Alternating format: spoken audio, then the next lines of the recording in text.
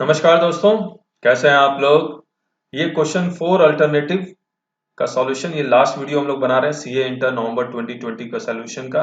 लेकिन आगे बढ़ने से पहले हम अपनी वेबसाइट के बारे में जरूर बताना चाहेंगे। ये हमारी वेबसाइट है taxbykk.com और इसमें हम लोग पेन ड्राइव की classes plus books, e books और बहुत सारे फ्री रिसोर्सेज भी हैं जो आप डाउनलोड कर सकते हैं।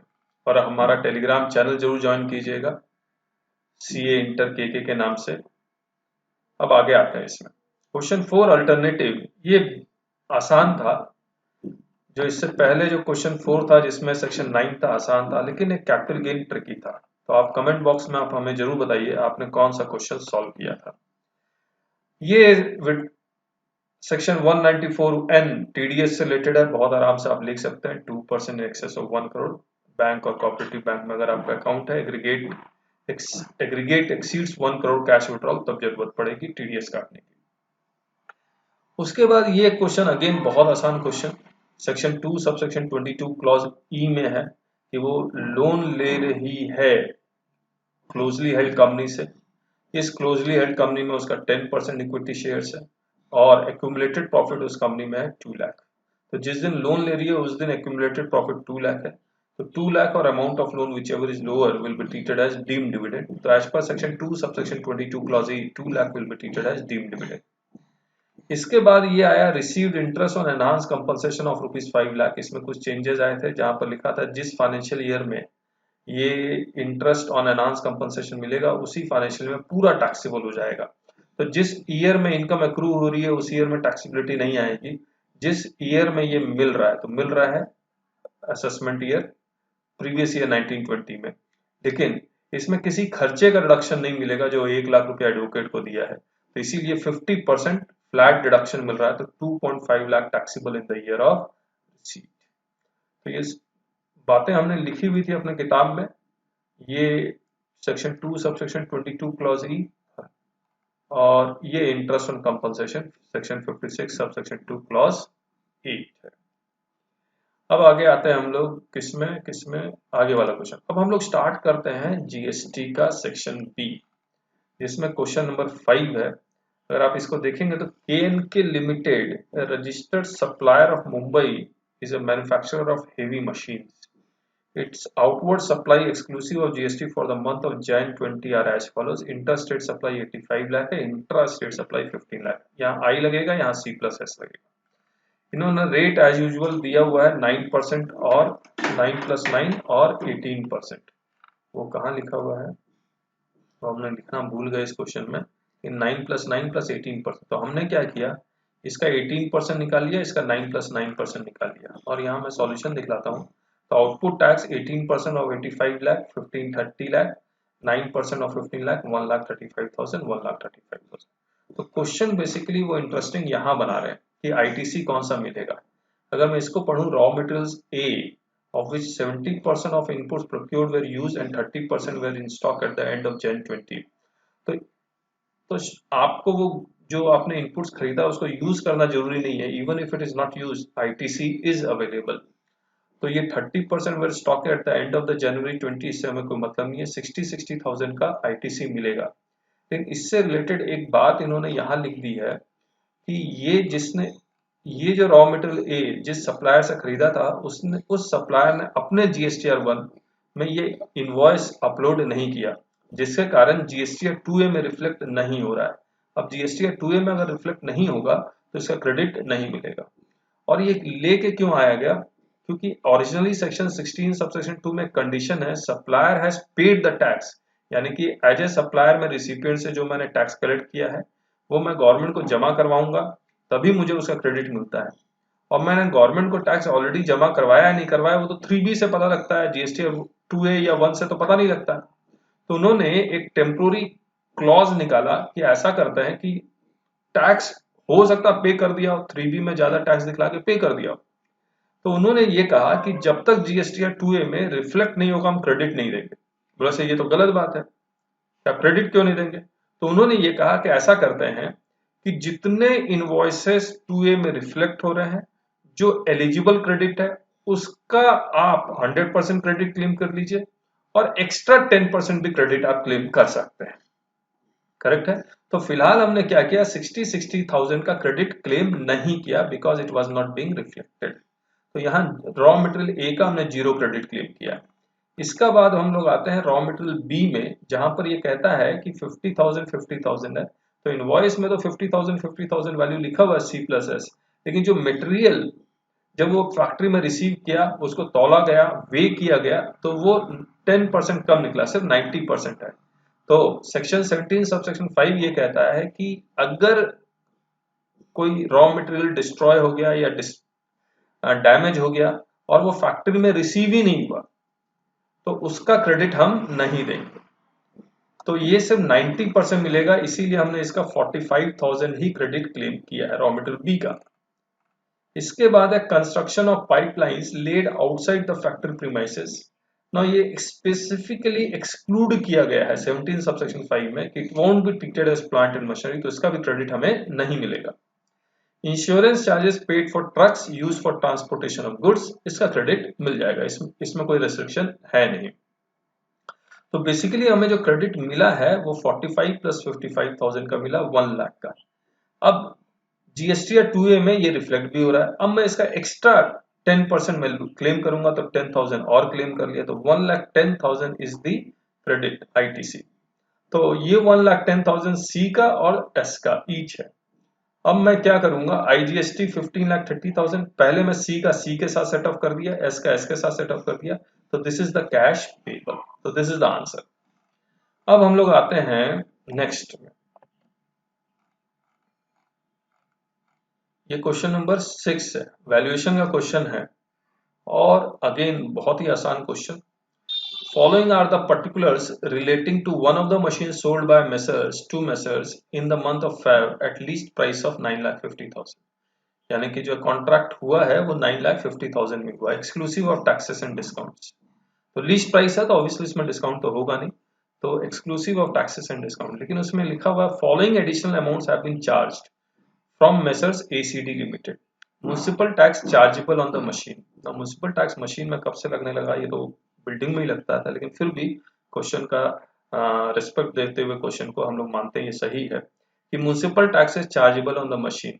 तो as per section 15 any other taxes other than GST अगर चार्ज किया गया तो उस पर भी जीएसटी लगेगा, जैसे एंटरटेनमेंट टैक्स उस पर जीएसटी लगेगा, लेबर सेस लगता है उस पर जीएसटी लगेगा।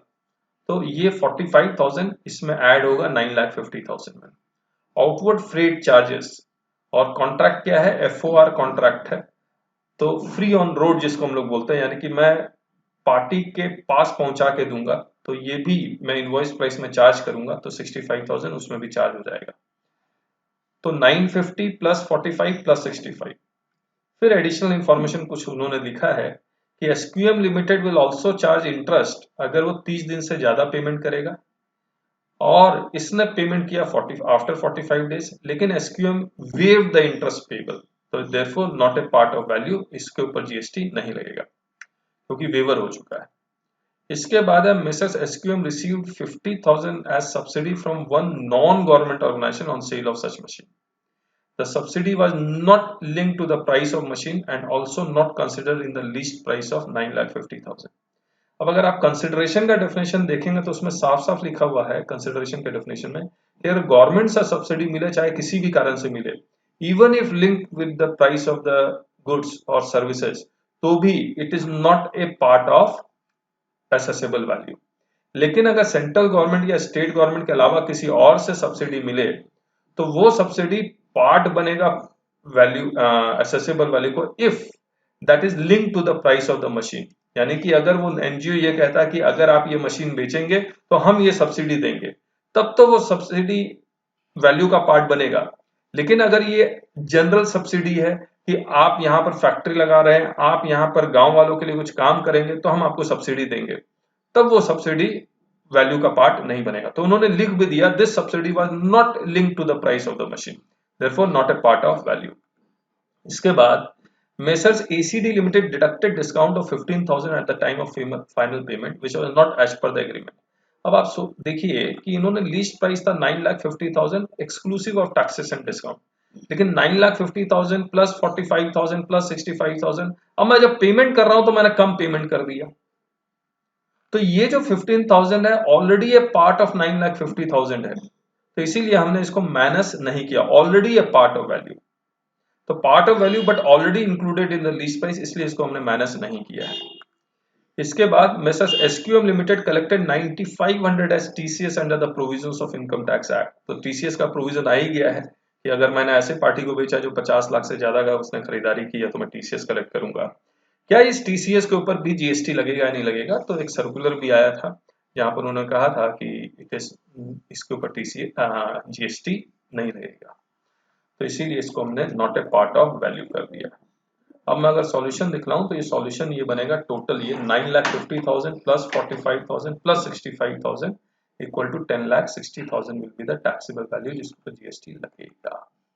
उम्मीद है आप लोग का आंसर सही हुआ होगा, कमेंट बॉक्स में जरूर बताइएगा। इसके बाद हम लोग आते हैं बी में।